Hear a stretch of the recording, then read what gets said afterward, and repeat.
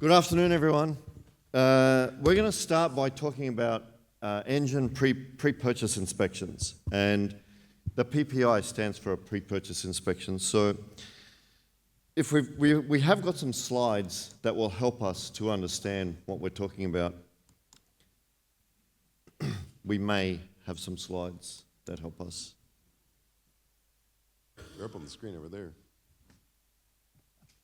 Maybe we don't. Ah, We do. There we go. We knew what we were doing. So you can see here in the engine that there's a cold section and a hot section. So I want to introduce the panel here. There's Delray and Zach and Greg and Steve. And I want to ask in the first instance, for those of us that aren't familiar with engine terminology, there's a hot section and a cold section. So, Zach, what's the difference between a hot section and a cold section? Isn't it just an engine? yeah, it's an engine, but the cold section is going to be the compressor section. So the inlet of the engine is going to compress the air to direct it back into the combustors, and then to the hot section where obviously there's the bang. So we have in the mechanic world, the way I was taught as an A&P was suck, squeeze, bang, blow, and that's how you remember There's it. what? Suck, squeeze, bang, blow. Yes, I get the pun, but yes, it's suck, squeeze, bang, blow. Greg, is that real? Yes, okay. It is. All right. Tell us more. Oh, me, yeah. Okay, got it. So I wasn't supposed to talk this much, Dave. So obviously the intake, you're gonna compress the air in the compressor section. Obviously you see the blue. The compressed air is going to mix with the fuel inside the combustor can, and then it's going to go to the turbine section where the bang occurs in the combustor, and then the blow is going to be the turbine section, which pushes all the hot air out. Oddly enough, the bypass section of the engine is where you get a lot of the propulsion from the engine. You know, everybody thinks that the bang and the blow is where most of the power comes from, but a lot of it does come from the actual fan that's pushing the air through the bypass. So, Delray, when we're talking about a pre-purchase inspection for an engine, why is it important to differentiate between the hot and the cold section? One of the nice things about using that terminology is that every turbine section has a cold section and a hot section. So no matter who makes it, those two terms apply. Okay. As now that we're starting to get guidance out of the OEMs in the last year and a half about what they should and should not do with regard to their engine programs, most of the engine manufacturers are using those two terms. And so if the engine manufacturers are consistent with that terminology, regardless of who made it, I think it's easier for us in the room to understand and apply that terminology to a pre-purchase inspection. So, Greg, from an OEM perspective, does the OEM see the hot and the cold section as something that they need to differentiate between when we're talking about pre-purchase inspections? Especially when it comes to the consideration of a FOD inspection. A FOD? FOD, foreign object damage. Just there's people in the room that might. Right, absolutely. Okay. So a FOD inspection would see something that would be externally ingested into the engine, birds, bolts, birds' nests, those types of things. And those would be typically, you're going to pick that up in the cold section or the compressor. And so yes, they're absolutely differentiated. And that's kind of why we've done it that way. And from an OEM perspective, so Zach and Greg, you're from the OEM perspective. In terms of a pre-purchase inspection, is one more expensive to deal with than the other, the hot and the cold section? Yeah, absolutely. The hot section is significantly more expensive to deal with when it comes to the repair cycle. Yeah, and typically we see shorter cycle life on the LLPs in the turbine section than we do the compressor section as well. Okay. So we have another slide that talks about the different OEMs, the different manufacturers of engines. Let me see if that, oh, it does, that's good. So each of the OEMs, the manufacturers of the engines, have a different perspective slightly on what happens in a pre-purchase inspection. So, Delray, why would the OEM's position be so important to the current operator of the aircraft? I think for the current owner of the aircraft, the guidance from the manufacturer should have an effect on the language in the letter of intent or the purchase agreement. I've seen situations where, given the caveats up here on the board, if those caveats are not adhered to by the seller, he may let the buyer go in and do things that creates risk and exposure to the seller that may not be covered. Okay, so Greg, what kind of risks are happening for the seller during this pre-purchase inspection? FOD for sure. So if FOD is found during that inspection, depending on what that agreement states, who's going to be responsible for paying for that? But it's a risk to go in and look. Anytime you go look inside an engine, there's risk.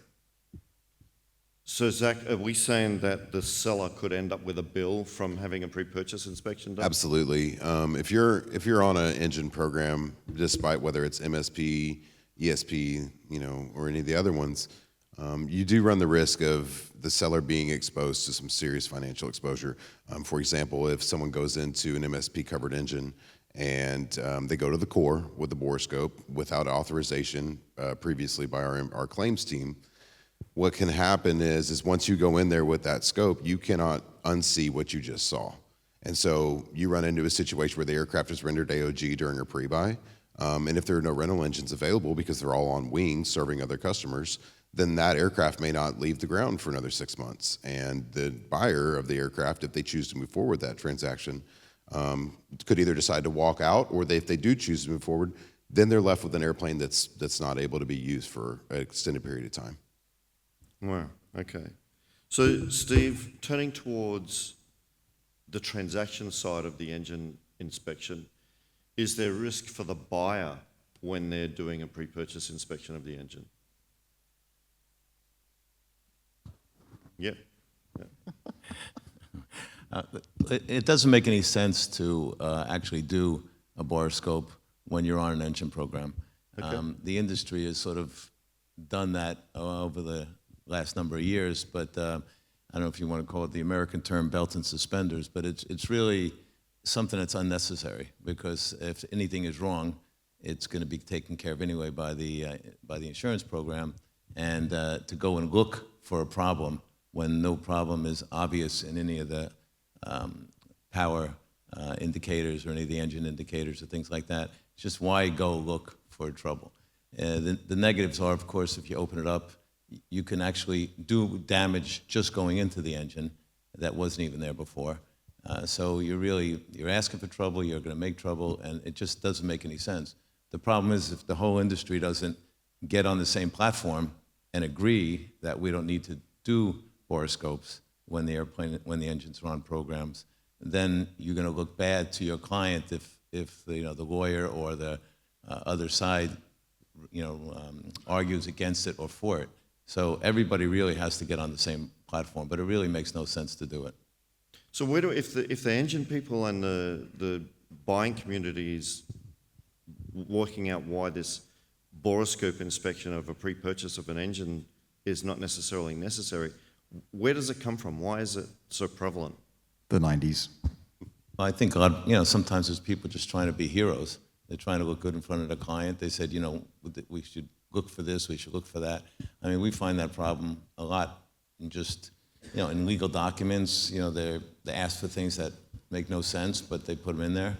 And when you're doing a full checklist of everything in a pre-buy, there's a lot of things, let's say there's overlap, but they'll still do it again just because it's part of that level of a pre-buy inspection. So there's a lot of duplication, and there's a lot of unnecessary checks that you have to. If you just did a major 10-year check on an airplane 6 months ago, why would you have to go do a high-level pre-purchase inspection again?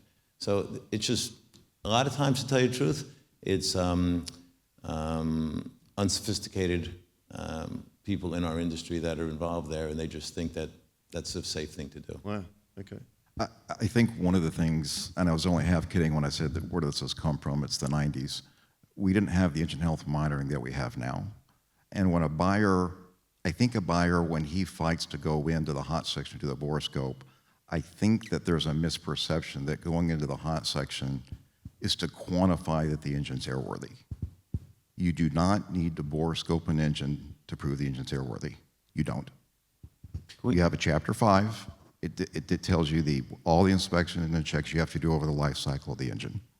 If you do all those checks and it's current, and it passes a ground run check, and there's no squawks in flight, that's an airworthy engine, as defined by Chapter 5. So I think doing the bore scope, the buyer is trying to derive a confidence level by doing the bore scope, because that's the way we've done it for 40 years. What the buyer really should be focused on is the engine health data. The engine health data gives you 100x more confidence of the health of the engine than just putting a bore scope in the hot section. I would think we have a good cross-section of people from our industry in this room, but I'd love, I don't know if you do it as Slido or if you just ask a question, who in this room would think you have to do a borescope if the engines are on programs? Is there anybody in this room who would think we need to do a borescope? Oh, don't be bashful because we're up here saying don't. Like, you raise your hand if you really. I got one. So could we maybe ask some of these people There's why four. they think I we see need to four do hands. that? 5. I see 5.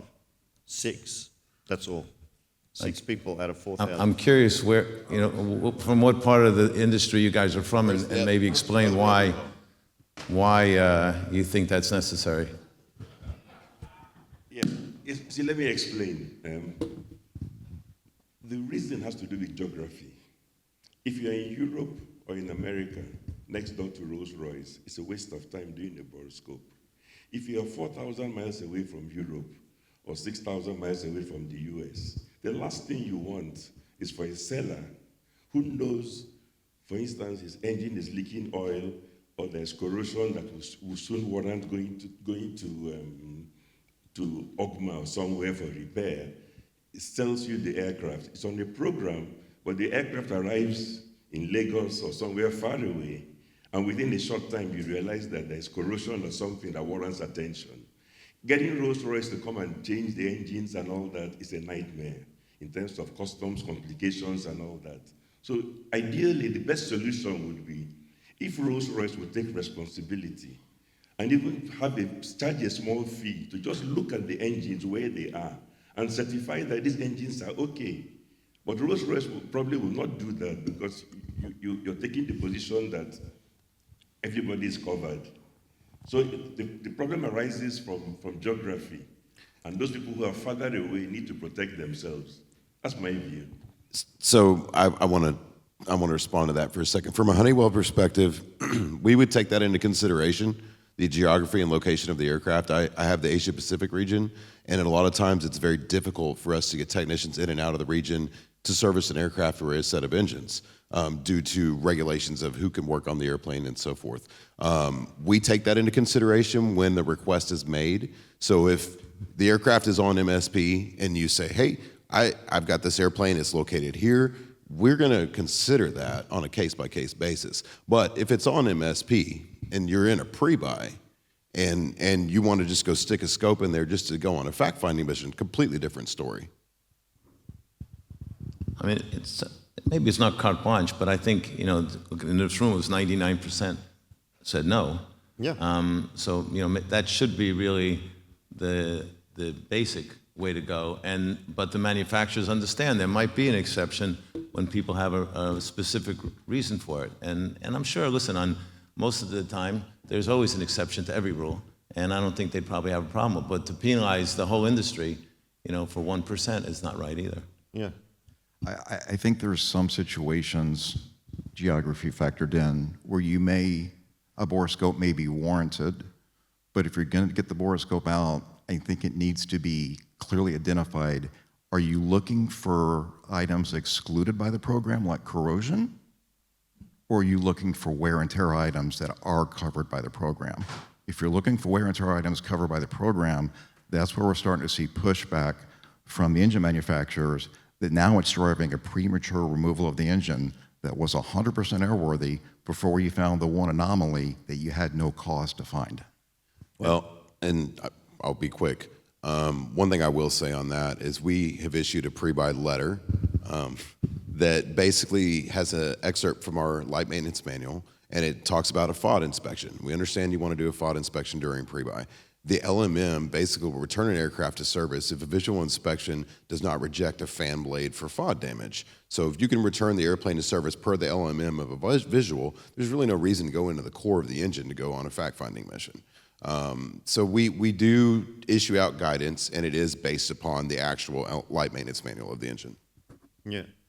So we've got a little chart here that talks about the main players in an engine pre-purchase inspection. So one is the seller, one is the buyer, and one is the pre-buy facility. And there's pros and cons for each of those entities, and there's risks associated with each of those entities.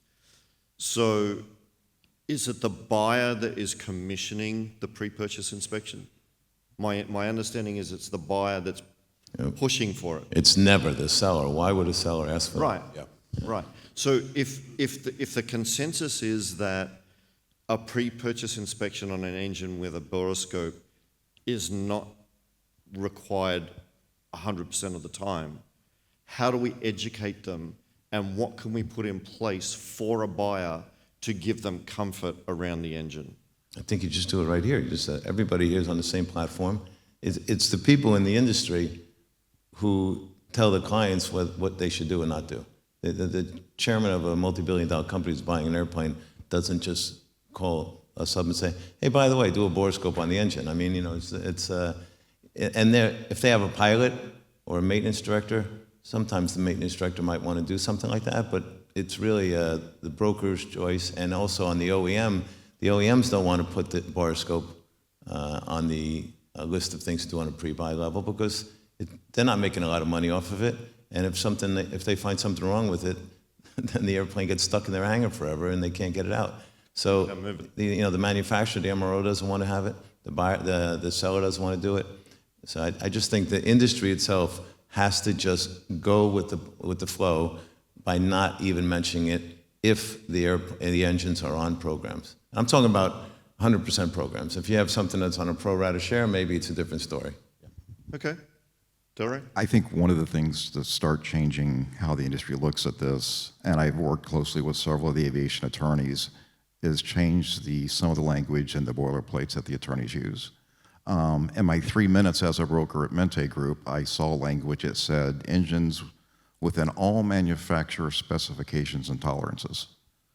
You're not going to put a borescope in a 5,000 hourly or 60 and find that hot section 100% within tolerances. You're not. If a buyer wants something 100% within tolerances, he needs to go buy a new aircraft. New engine. Well, and to that point, I mean, you could do 5-point runs during a pre-buy and determine if the engine has good performance margins. And so, if you do 5-point runs and you've got 1 degree of margin, I mean, that's a problem, but it's also as indicative of wear and tear coming up to an interval. And so in that case, if something is identified, it's a performance issue. But additionally, with health monitoring, the trend monitoring is going to tell you if you've got a performance issue. It's going to tell you if it needs to go in for the engine. And I mean, HTF, our platforms are on condition anyway. So everything is driven by health monitoring these days. And we have another slide, which I don't think we took it out, but I mean, we do have an engine data gateway that will go on every MSP covered engine as you renew your contract at no extra cost. And that module is going to transmit data and be run through our algorithms and give a trend alert if something is wrong. If something's wrong, MSP is going to come and step it up to the plate.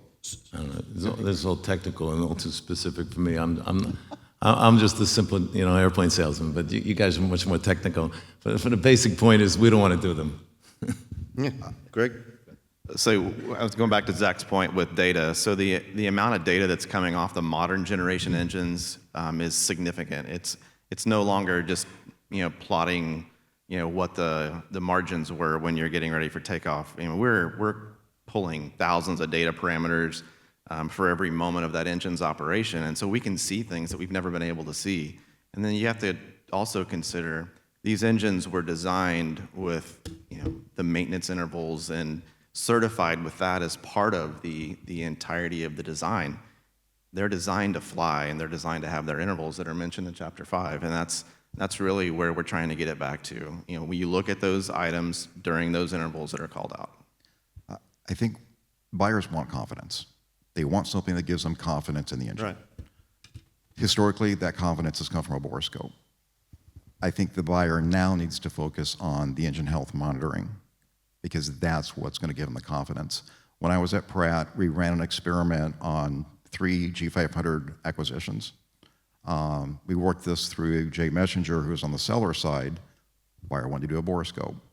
We actually put together a report card using the engine health data, presented it to the buyer through Jay Messenger's team, and said, based on all 5 years of data and all these thousands of green check boxes, everything within limits, you don't need to do a borescope. 2 other 3 cases, the buyer acquiesced and said, okay, I'll accept the data. So I think part of the path forward, now that was manually intensive to do that, but to scale that and use the data, create a report card that gives the buyer confidence. Because if we just take away the borescopes, the buyer's going to feel like somebody's trying to hide something. Yeah, they're Nobody's not trying to hide anything. We're trying to use data to drive to avoid premature removal of engines. So the OEMs, apart from providing the engine health monitoring, they could also do like a one-pager or a report card that said, engine good, keep going. I think that's part of the solution moving forward. They could use more words than that, but yeah, okay. But it'd just be good or not good. I mean, if you start putting a percentage in there, then you're never going to satisfy anybody. No, it's got to be portrayed. How it's portrayed is important, but there's I don't a think solution you in need there it. somewhere. I really don't think you need it. If you have the insurance program, why even do it? I mean, if you have to go for annual medical checkups for yourself, I mean, in 3 months, I just want to go. I feel like go and do another checkup. I mean, okay, if you have a hiccup and you feel something in your body, you go see it. So if you're flying the airplane and something in one of the indicators or in the monitoring system shows something's wrong, of course you're going to go get it looked at. But if it's not fixed, if it's not broken, don't fix it. So Steve, how do you speak to your buyers when they're insisting on some form of borescope? Do you assist them to see that it might not be necessary? Yeah, we have the conversation pretty clearly at the beginning. Okay. And we tell them this is our recommendation. Of course, if you want to still do it, go ahead. But the problem is if you have a contract and you put up $1 million deposit on an airplane and they find something wrong, and now the seller is going to fix it. It could take a few months. You can get caught up in that deal, and you can't buy the airplane. It's going to take 3 months, 4 months, 6 months, and you're done. And if you don't want to wait, you lost $1 million. That usually educates them very quickly. Yeah, very, very fast. Yeah. So, Greg, there's a question here that talks about engines being caught up with unnecessary inspections. We've heard in other sessions that there's a shortage of engines, loaner engines. How relevant is this to this discussion? It certainly adds strain to the environment. I couldn't quantify it with a number or a percentage. I mean, I've seen it happen. I know it happens, but I couldn't tell you if it's 25% of it or 5% of it. Yeah. Okay. It's a big problem. Can we put something in the purchase agreement, in the aircraft purchase agreement that talks about engine inspections? Would that be useful? Like what? I don't know. I'm asking the question. The engines are on program. It's on a program. What do you need to do? That's all you need. I think you're making too big of a deal out of something. I think if it's on the program and you're 100% covered, and not for FOD, because FOD's covered by the airplane insurance, but for regular hot section of an engine, it's covered. There's nothing else. There's nothing else you could talk about. The only other scenario, there might be some programs don't cover corrosion, and corrosion's usually occurred in the cold section. And so as a buyer, I would tell any buyer, look at the program, be clearly understanding of what the exclusions are, and focus your pre-buy on what's excluded. Usually FOD, but maybe there's a few other things. Focus on the exclusions, not on the wear and tear. Yeah, and to the corrosion point, the HTF engine, if you're on MSP, we're covering category 1 through 3 service bulletins. So, one service bulletin that comes to mind is inlet guide vanes on the HTF engine. They were prone to corrosion on the old style guide vanes. If you're on MSP, you've complied with the category 2 service bulletin, which replaces those guide vanes. Corrosion is no longer a problem for you. So it's kind of one of those things where, yes, you'd be concerned about it. Another thing to consider is our guidance in the light maintenance manual. If there is FOD found, if you go in and you visually reject a fan blade, then you are allowed to go in with the compressor, first stage compressor borescope, and look to verify there's no more FOD so that it gets covered during the transaction. We understand that. So, Zach, you talked before about on-condition engines. There's a question here talking about the relevance of a detailed inspection for an on-condition engine. Do you want to talk a little bit about that?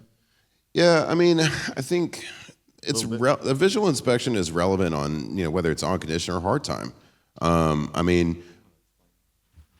So hard time meaning that you have a hot section interval and you have an overhaul interval. So, TFE, you're going to be looking at 3,500 to 7,000. So 3,500 being the midpoint, 7,000 being the overhaul.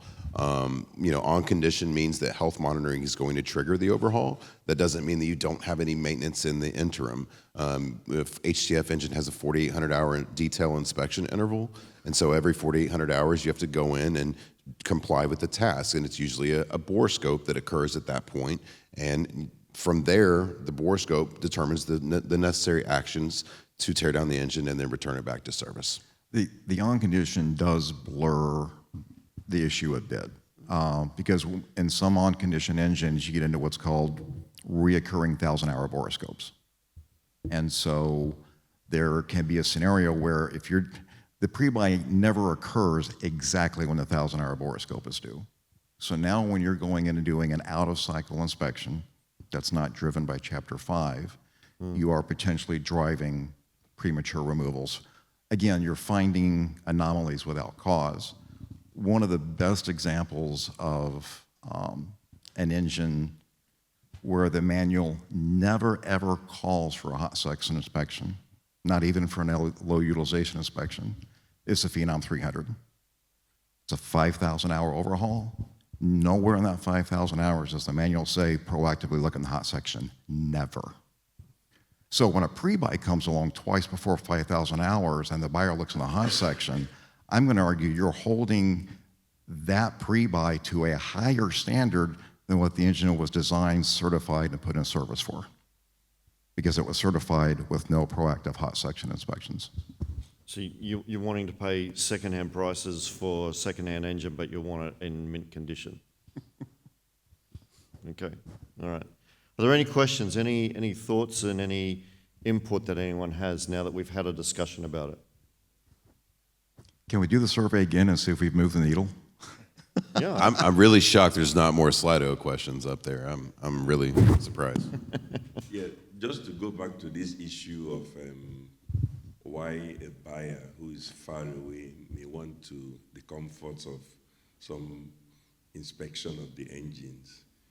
We were involved in a real-life case where the seller was offering us an aircraft on the Rolls-Royce program. We insisted that, like we always do, our engineers went to inspect the aircraft.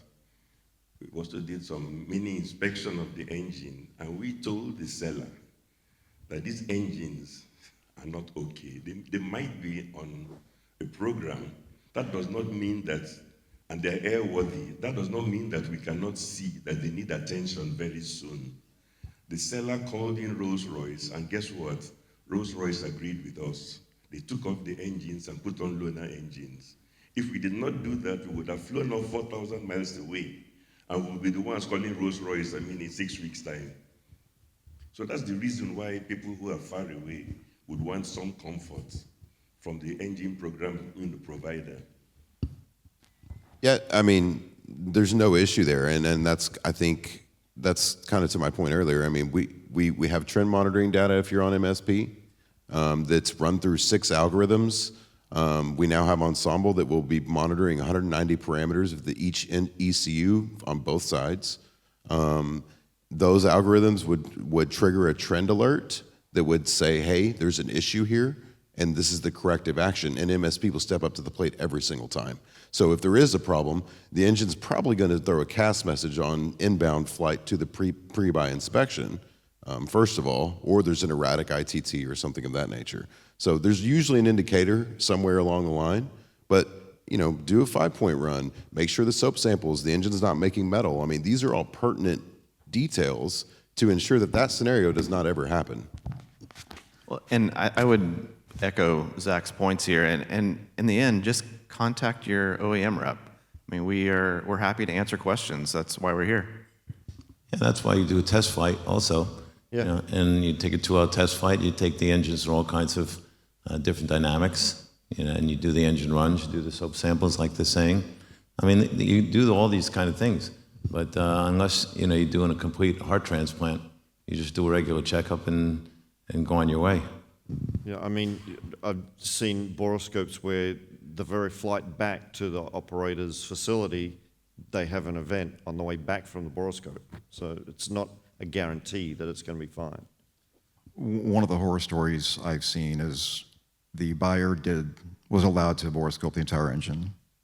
Engines were rejected. No rentals available. Now he can't market the aircraft. Long-term time in the shop. Findings weren't covered because there was no cost to go find the findings. Plane's down for 10 months, and the exposure to the seller was probably upwards of $1 million. So I'm back to trust the data. This does exacerbate what's going on in the shops already. The last thing a shop wants to see is an engine that was airworthy, Yeah. because they're trying to get caught up. So do you guys as OEMs hear about when a boroscope is happening on an engine if it's on program? You go first. I'd say no, not in all cases. Typically, we find out after the fact when there's a problem. Yeah. So our guidance is that an authorization needs to be given if a boroscope is going to occur. If it happens without authorization occurring first, then there should be there will be financial exposure there because it's an out of sequence boroscope.